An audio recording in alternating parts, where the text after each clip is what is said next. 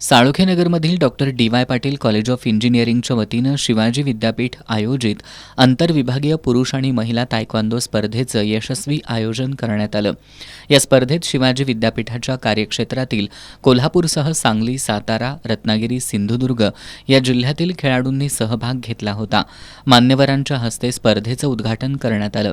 यावेळी संस्थेचे कॅम्पस संचालक डॉक्टर अभिजित माने, प्राचार्य डॉक्टर सुरेश माने, प्रशासकीय अधिकारी प्राध्यापक सुयोग पाटील आदी उपस्थित होते.